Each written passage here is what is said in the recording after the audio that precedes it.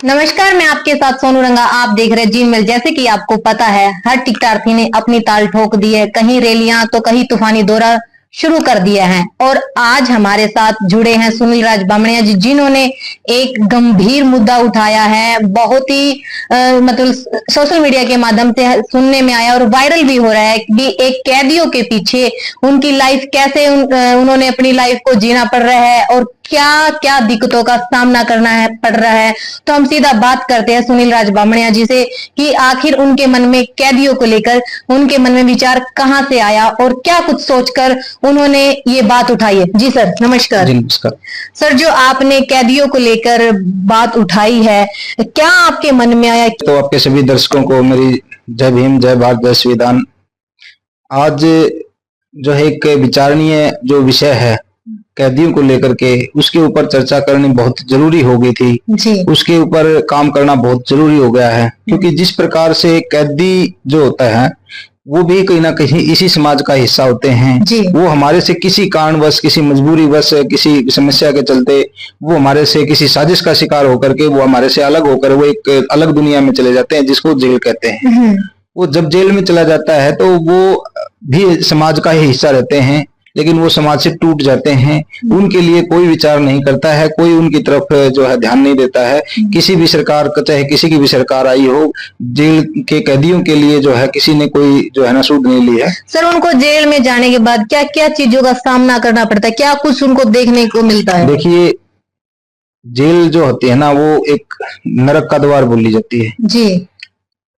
जो केसेज होते हैं ना, उसमें 302 का केस होता है जिसको कत्ल का केस कहते हैं जी। वो अगर पेड़ पे भी लिख दिया जाए ना तो वो सूखना शुरू हो जाता है। तो जब इंसान पे लग जाता है उसका ठप्पा 302 का, तो उसकी क्या हालात होगी, किन हालातों से उसको गुजरना पड़ेगा, उसी का मन जानता है। हमारी जो कानून व्यवस्था के अंदर और जो हमारी सामाजिक व्यवस्था है और जो हमारी पुलिस प्रशासन की व्यवस्था है, उसके अंदर बहुत सी जो है खामियां, कहेंगे हम, खामियां देखने को मिलती हैं। कोई लचर व्यवस्था जो हमारी वो देखने को मिलती है जी।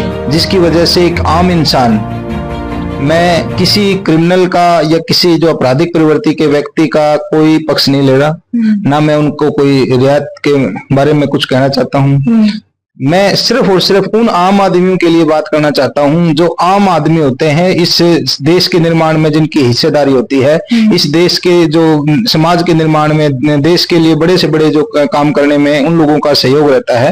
वो सभी किसी न किसी मजबूरीवश, कारणवश, किसी हालात के वजह से वो कहीं ना कहीं जेल के अंदर चले जाते हैं। सर, एक बात पूछना चाहेंगे, जैसे कि कई बार ऐसा होता है कि रिंजस में या किसी साजिश के माध्यम से एक इंसान को जेल के अंदर डाल दिया जाता है और उसको काफी दिक्कतों का सामना करना पड़ता है, और जब करवाई जाती है तो वो निर्दोष साबित होता है, तो उनको बाहर आने के बाद कुछ काफी दिक्कतें सामना करना पड़ता है लोगों की नजरों से भी। देखिए, बहुत बढ़िया बात बोली आपने। जो साजिशन किसी को फंसा दिया जाता है, बहुत से ऐसे केस होते हैं जिनको साजिश के तहत में फंसा दिया जाता है, और जब तक उस साजिश का खुलासा होता है या उस चीज का निचोड़ निकलता है, उस सही गलत का पता लगता है, जब तक न्याय होता है, क्योंकि जब फैसला आता है, न्याय हुआ, गलत हुआ या सही हुआ, जब फैसला आता है तो तब तक जो है उसकी जो लाइफ है वो डिस्ट्रॉय हो चुकी होती है, और उसके साथ साथ में उसका जो परिवार होता है उसको भी कहीं ना कहीं अपनी लाइफ डिस्ट्रॉय होती नजर आती है। क्योंकि जब एक कैदी जो होता है, जिसको हम कैदी कहते हैं, एक वो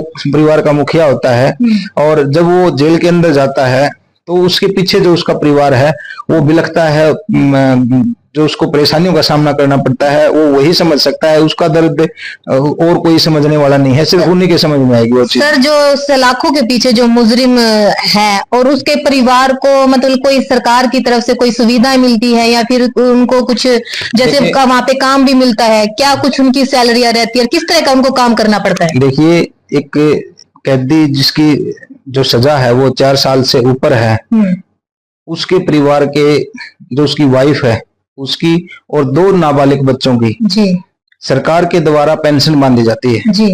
एक पेंशन तो उसके 2 नाबालिग बच्चों की होती है और एक पेंशन जो होती है उसकी वाइफ की होती है, जो सरकार के द्वारा दी जाती है। जैसे कि विधवा पेंशन और बुढ़ापा पेंशन होती है, इसी प्रकार से वो बेसहारा पेंशन होती है, वो बनती है। लेकिन उसके लिए कोई अवेयरनेस कैंप वगैरह जो है ना उसको नहीं लगाया जाता, लोगों को जागृत नहीं किया जाता है, ना कैदियों को उसके बारे में जानकारी होती है, ना कैदी के परिवार वालों को उस चीज की जानकारी होती है। जबकि जब भी कोई फैसला आता है तो उसी टाइम पे सरकार को या न्याय प्रणाली को हमारी उस चीज के बारे में जो है व्यवस्था बनानी चाहिए, कोई ऐसी व्यवस्था करनी चाहिए कि वो अपने आप ऑटोमेटिक जो है ना उसके परिवार को सहायता मिलनी शुरू हो जाए। लेकिन ऐसी कोई व्यवस्था देखने को नहीं मिलती है, जिसके लिए काम करना बहुत जरूरी है। जब भी कोई कैदी होता है वो जब जेल के अंदर जाता है तो उसके पीछे जो उसका पूरा परिवार है वो बिखर जाता है। जब एक आदमी जब यहाँ रह करके बाहर रह करके कमाता है, सब कुछ काम करता है, फिर भी उसके परिवार का जो इस महंगाई के दौर में कोई गुजारा नहीं होता है, तो जब उनको क्या कुछ काम करना पड़ता है? मतलब जेल के अंदर काम करवाते हैं, क्या कुछ सैलरी रहती है? और वहाँ जो खाना पीने को सामान मिलता है, क्या उनको वहां पर पैसे देने पड़ते हैं या फिर कुछ? देखिए ये बड़ा लंबा विषय है, बहुत लंबा टॉपिक है ये, लेकिन मैं शॉर्ट में आपको इतना बताऊं कि भाई जेल के अंदर जो काम के बदले में वेजेज मिलती है, मुशक्कत मिलती है, जो दिहाड़ी मिलती है, वो सिर्फ और सिर्फ मात्र 5-10 रुपए होती है जी। उस 5-10 रुपए में उसको पूरा दिन काम करना होता है जी। और उसके परिवार को कोई आर्थिक सहायता उसके जो है नहीं पहुंचती, सिर्फ 5 और 10 रुपए उसको मिलते हैं। उस 5-10 रुपए से वो क्या तो अपना काम चलाएगा, क्या जो है बाहर कुछ मदद भेजेगा। मैं सरकार से अपील करना चाहता हूं, बार बार मैं अपील कर रहा हूं कि भाई सरकार को इस विषय के ऊपर गहनता से विचार करना चाहिए, क्योंकि ये एक बहुत गंभीर मुद्दा है। क्योंकि जो कैदी है उसका जो परिवार है उसका जो है ना कहीं हमने ध्यान रखना चाहिए। उसका कोई कसूर नहीं होता है, लेकिन एक उसकी गलती की वजह से उसको पूरे परिवार को है ना उस सजा को भुगतना पड़ता है, उस सभी को प्रताड़ना का सामना करना पड़ता है। एक आम आदमी, गरीब आदमी, चाहे वो किसी भी जाति विशेष से है, किसी भी धर्म से है, मैं किसी के ऊपर कोई टिप्पणी नहीं करता, लेकिन जो भी कैदी गरीब है, आम आदमी है, और एक उसका जो परिवार का मुखिया जब जेल के अंदर चला जाता है तो बाहर तो शोषण सहते ही सहते हैं, जब वो अंदर चला जाता है तो उसकी जो मात्रा है वो और दुगनी बढ़ जाती है, क्योंकि जेल के अंदर तो बाउंड हो जाता है। बाहर तो आदमी कमा कहा के कुछ ना कुछ अपना गुजारा बसर कर भी लेता है, लेकिन जब जेल के अंदर बंधन में बन जाता है तो उसको मजबूरी बस अंदर भी उसको भी शोषण सहन करना पड़ता है, और जो उसके परिवार वाले हैं उसको और ज्यादा, जैसे ताना वगैरह मार देते हैं। सिर्फ ताने की से बात नहीं बन रही है, बहुत बहुत बहुत गिरी हुई जो मतलब जो हरकतें उनके साथ में होती हैं। जो कैदी का परिवार होता है, उसकी पत्नी है, बहन है, माँ है, बेटियां हैं और हैं, उनको जिस प्रकार से शोषण का शिकार होना पड़ता है ये शब्दों में बयां करने लायक नहीं है। ये बहुत एक गंभीर विषय है। बात करें अगर जब मुजरिम सलाखों के पीछे होता है और एक उसका परिवार है, जैसे भाई बहन रिश्तेदारी, अगर उसको मिलने आते हैं तो काफी बार समय नहीं दिया जाता, तो कितना समय टाइम टेबल बनता है या फिर क्या कुछ इनके बारे में बताइए? वैसे तो 20 मिनट का समय जो है सरकार के द्वारा तय किया गया है, उसके परिजन जो है उससे मिलने के लिए जा सकते हैं कैदी से। लेकिन मैं ये मानता हूं कि भाई सिर्फ और सिर्फ मिलना कोई समाधान नहीं है।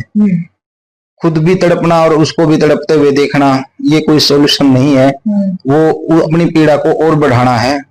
मैं चाहता हूं कि भाई इसके ऊपर कोई ना कोई ऐसा प्रावधान किया जाए कि भी कैदी को अंदर रोजगार की व्यवस्था करवाई जाए, उसको जो काम नहीं आता किसी को तो उसको काम सिखाया जाए। वो कहते हैं कि खाली दिमाग शैतान का घर, उनको व्यस्त रखा जाए, उनको कोई काम सिखाया जाए, उनसे काम लिया जाए और काम के बदले में एक मान सम्मान के स्वरूप में मतलब कोई बढ़िया जो दिहाड़ी है उनको दी जाए, ताकि वो अपने बच्चों की मदद कर सके, अपने बच्चों की पढ़ाई की व्यवस्था करवा सके, अपने बच्चों के पालन पोषण की व्यवस्था करवा सके, घर में जो और अन्य जरूरतें हैं उनको पूरा कर सके। जी, जैसे कि कम उम्र के युवा है सर, पढ़े लिखे नौजवान है, एक नशे की ओर में भी जा रहे हैं, गुंडागर्दी करते हैं, फरोतियां करते हैं, मतलब मर्डर कर देते हैं, तो उनको क्या मतलब चांस देती है क्या सरकार, मौका देती है बस सुधरने का? क्योंकि उनकी नई नई पीढ़ी जिंदगी की शुरुआत नहीं होती है। वैसे तो जो जेल होती है वो जेल की बजाय ना सुधार घर होता है, लेकिन सुधार घर जो होता है ना, सुधार घर सिर्फ नाम के लिए होता है। वहां पे सुधार के नाम की कोई व्यवस्था नहीं होती है जेल के अंदर, किसी भी जेल के अंदर कोई व्यवस्था नहीं सुधार के नाम की। जहां बकरी को और शेर को एक साथ रखा जाएगा तो शेर जो है उस बकरी को खाएगा। जी। इसी प्रकार से जो जेलें हैं उनके अंदर जो आपराधिक प्रवृत्ति के व्यक्ति हैं और एक साधारण व्यक्ति हैं, वो सारे के सारे सबको एक साथ रखा जाता है, जिसकी वजह से वहां पर भी बड़ी समस्याओं का सामना जो एक आम आदमी है उनको करना पड़ता है, उसको शोषण का सामना करना पड़ता है। और बाहर भी उसका जो परिवार है उसके ऊपर भी जो गिद्ध की तरह जो उसकी जो बुरी प्रवृत्ति के व्यक्ति हैं उनकी नजरें कहीं ना कहीं गड़ जाती है, क्योंकि उनका कोई रक्षा करने वाला, उनका जो देखभाल करने वाला, उनका जो कोई रखवाला नहीं रहता है। तो इस तरह की जो चीजें हैं बड़ी बहुत लंबा विषय है। सर, तो फिर अपराध जहाँ से ये पैदा होता है, पनपता है, तो इससे कैसे बचा जा सकता है? देखिए, अपराध देखो सरकार की नजरों में तो ये है और आम पब्लिक की नजरों में भी ये है कि वे सख्त कानून बना दिए जाएं, वे कोई अपराध नहीं करेगा। लेकिन मेरा मानना ये है कि भी अपराध की चाहे कितनी मर्जी सख्त से सख्त सजा कर लो, लेकिन उससे वो समाधान नहीं होगा, उससे कहीं अपराध जो घटनाएं हैं वो कम नहीं होंगी, क्योंकि अपराध जो है वो जो सजा है वो किसी अपराध को नहीं रोक सकती। क्योंकि बहुत से ऐसे देश हैं जहाँ पे आंख के बदले आंख, कान के बदले कान, सर के बदले सर, हाथ के बदले हाथ है, तो वहां पर क्या अपराध खत्म हो गए? नहीं हुए।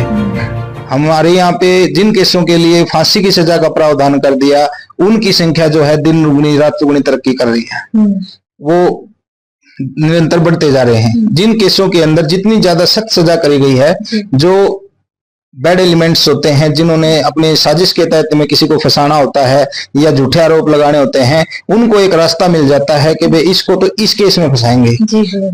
वो मान सम्मान से ऊपर उठ के बहुत सी ऐसी महिलाएं भी बहुत सामने आती हैं, बहुत सी ऐसी जो और अन्य केसेज हैं, बहुत साजिश करता है, जिन्होंने झूठे केसेज लगा लगा करके लोगों को फंसाया है, और जो वो बरी होके आता है, कोई 10 साल के बाद बरी हुआ, कोई 5 साल के बाद बरी हुआ, कोई तो अंदर ही पूरा हो जाता है उसकी जो है। और उसके अलावा कुछ ऐसे साथी हैं बहुत से, मैं पिछले आरटीआई के तहत मैंने जानकारी ली थी कि 10 साल के अंदर लगभग 900 कैदी जो है अंदर सुसाइड कर चुके हैं। तो उन कैदियों की जो जिंदगी बर्बाद हुई, उनका जो परिवार बिखरा, उन्होंने जो अपनी जीवन लीला समाप्त कर ली, उसके लिए जिम्मेवार कौन है? आज तक किसी ने कोई जिम्मेवारी नहीं ली कि भाई इसके पीछे कौन जिम्मेवार है। जब एक आदमी निर्दोष साबित होता है, जब कोई फैसला आता है, तब तक वो आदमी मर चुका होता है। तो ये कहीं ना कहीं हमारी लचर व्यवस्था है, इसके ऊपर काम करने की बहुत ज्यादा जरूरत है। जैसे लगातार बलात्कार के केस नजर आ रहे हैं, दिखने को आ रहे हैं, छोटी छोटी बच्चियों के बलात्कार हो रहे हैं, शोषण हो रहे हैं, तो उसको लेके आप क्या कहना चाहोगे? क्योंकि ये बहुत ही गंभीर। देखिए, मैं आपको बताऊं, ये कोई छोटा विषय नहीं है, ये छोटी सजा नहीं है, इसके लिए एक अलग प्रावधान करना पड़ा। मैं आपको बार बार कह रहा हूं कि भी सजा किसी भी समस्या का समाधान नहीं है, किसी भी अपराध की कोई सजा मतलब ऐसा नहीं है कि उसको खत्म कर देगी। मैं आपको बताऊं, जो वजह है उसकी वजह ढूंढनी पड़ेगी। जो आज सामाजिक हमारा परिवेश बनता जा रहा है, देखिए, एक सिक्के का एक पहलू नहीं देखना चाहिए, सिक्के के दोनों पहलू देखने चाहिए। मैं मानता हूं कि वे छोटी छोटी बच्चियों के भी रेप हो रहे हैं, महिलाओं के भी रेप हो रहे हैं, और भी जो मामले हैं दर्ज हो रहे हैं, लेकिन मैं ये कहता हूं कि वे वो ऐसे मामले आप निचोड़ निकालो कि वे कितने मामलों के अंदर जो है लास्ट तक चलते चलते वो खत्म हो जाते हैं, कितने मामलों में बरी हुआ है, कितने मामलों में कॉम्प्रोमाइज हुए हैं, पैसे लेकर के कॉम्प्रोमाइज कर लेते हैं कि भाई मैं तो गलतफहमी में मैंने ऐसे केस लगवा दिया। अरे झूठा केस लगवाया ही क्यों? गलतफहमी क्या होती है? गलतफहमी नहीं होती, वो साजिश होती है। कहीं ना कहीं मतलब झूठ भी, वो गलतफहमी नहीं होती, वो साजिश होती है। वो उसको अपनी मनमानी मनाने के लिए, कोई जो है अपनी शर्त मनवाने के लिए उसके ऊपर झूठा आरोप थोप देती है। ये जब भी एक महिला किसी पुरुष के प्रति कोई भी मतलब केस आरोप लगा देती है, तो उसको भुगतना पड़ता है, और भुगतते भुगतते उसकी जो लाइफ है वो डिस्ट्रॉय हो चुकी होती है। लेकिन एक उसके ऊपर ठप्पा लग जाता है बलात्कारी का, ये और मतलब जो दूसरे ठप्पे होते हैं कैदी का, उसके ऊपर ठप्पा लग जाता है कि भाई ये तो ऐसा आदमी है। ठीक है, तो मैं चाहता हूं कि भाई इसकी जो है जड़ है ना, वो ढूंढनी चाहिए कि भाई क्यों हो रहा है। एक तो जो समाज के अंदर बेरोजगारी इतनी हो गई है, लड़कियां, मैं बहुत से ऐसे केसेस देखे हैं, नई नई लड़कियां हैं, वो अपने जो निजी शौक पूरे करने के लिए लड़कों को फंसाती हैं, नशा खुद भी करती है और उनको भी करवाती हैं, और उसको अपनी जरूरतें पूरी करने के लिए, उसको ब्लैकमेल करने के लिए, उसको अपने चंगुल में फंसाने के लिए उसको झूठे आरोप लगा देते हैं। बहुत से ऐसे मामले सामने आए हैं, बहुत से ऐसे स्कैंडल चल रहे हैं जो साजिश के तहत में भोले भाले लोगों को अपना जाल में फंसाते हैं और फिर उनकी जो है पैसे ऐंठ लेते हैं उनसे, जी। तो उनके ऊपर भी विचार करना चाहिए और उनके खिलाफ में भी कार्रवाई होनी चाहिए। और उनको मैं चाहता हूं कि ऐसे आदमियों को भी विचार करना चाहिए कि भाई जो इस प्रकार के केसेस झूठे जो लगाए जाते हैं उनके प्रति आवाज उठाओ, उनका विरोध करो, ताकि भाई ऐसे स्कैंडल्स को कहीं ना कहीं दबोचा जा सके, काबू किया जा सके और उनके खिलाफ में कार्रवाई की जा सके।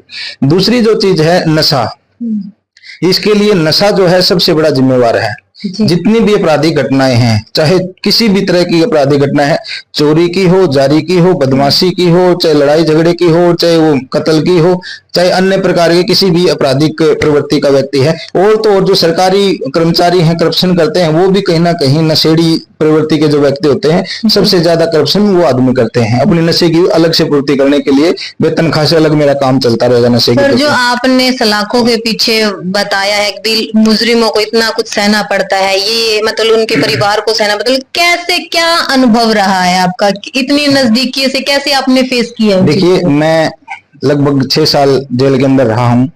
मैंने वहां एक एक मिनट लोगों की फेस, लोगों की जो फीलिंग्स हैं, लोगों के जो हालात हैं, लोगों की जो उनकी जो केसेज लगे हैं, उनके पारिवारिक हालात क्या हैं, मैंने सभी को गहराई से ऑब्जर्व किया है, गहराई से उनको पढ़ा है, समझा है, उनके दर्द को जो है अपने दर्द से जोड़ करके उसको समझ के देखा है कि भाई इसके ऊपर जब ये हालात हैं तो मेरे ऊपर जो हालात हैं इसके भी ऐसे ही हालात हैं, तो जो मेरे ऊपर बीती है तो इसके ऊपर बीती होगी।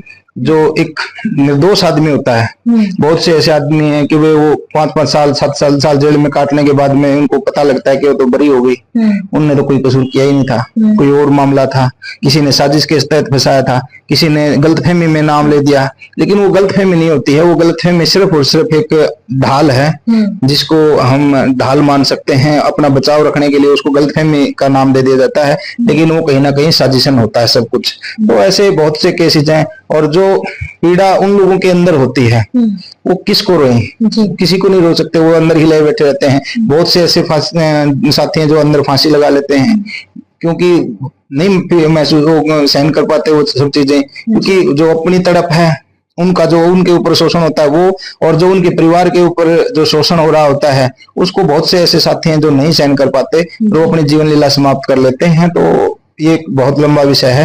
तो सर, अगर आप इस मुद्दे को उठा रहे हो, आप आजाद समाज पार्टी से जुड़े हो, अगर आपकी सरकार आती है, क्या आप इस मुद्दे पर काम करेंगे? मैं आपको विश्वास दिलाना चाहता हूं, मैं आपके चैनल के माध्यम से हमारे जो दर्शक हैं उन सभी को भी विश्वास दिलाना चाहता हूं कि भी अगर मौका मिलता है जी, तो मैं खास करके आप लोगों को पूरा विश्वास दिलाता हूं, आश्वासन देता हूं, अगर मौका मिलता है तो मैं सबसे पहले इस ज्वलंत मुद्दे के ऊपर काम करूंगा, क्योंकि मैं खुद भुक्तभोगी हूं, मैं सब चीजें फेस करके आ चुका हूं, सब चीजें मैंने सहन की हुई हैं, मैं सब कुछ समझ के आया हूं, सब कुछ मैंने दर्द वहां पे लोगों का महसूस किया है। तो मैं जितना भी मौका मिला, जैसे ही मौका मिला, मैं सबसे पहले उसके ऊपर काम करूंगा और उन साथियों को रिहा करवाने के लिए पूरा प्रयास करूंगा कि जो साथी जमानती ना मिलने की वजह से जेल के अंदर समय काट रहे हैं, जिन आदमियों की सजा पूरी हो चुकी है वो अपनी जमानतियों की वजह, पैरवी ना होने की वजह से जेलों के अंदर पड़े हुए हैं, उनके ऊपर तुरंत प्रभाव से काम किया जाएगा। जो गरीब आदमी वहां पे पड़ा है उसके जमानती नहीं मिल रहा है, क्योंकि जमानती जमीन का होता है, जिसके नाम जमीन वगैरह होती है, प्रॉपर्टी होती है, जायदाद होती है, वो उसकी जो उसको कोर्ट के अंदर रहन करवानी होती है, तब उसको जो है रिलीज किया जाता है। तो लेकिन जिसके पास में मकान ही नहीं है, नहीं है, तो क्या? वो अंदर पड़े हैं। हजारों आदमी ऐसे हैं जिनकी जमानत मंजूर हुई पड़ी है, जमानती नहीं मिल रहे हैं। तो वो जमानत होने के बावजूद भी जमानत की तो सिर्फ आदेश हुए हैं, लेकिन जमानती तो देना पड़ता है ना कोर्ट के अंदर, तभी वो रिलीज वारंट जारी करती है।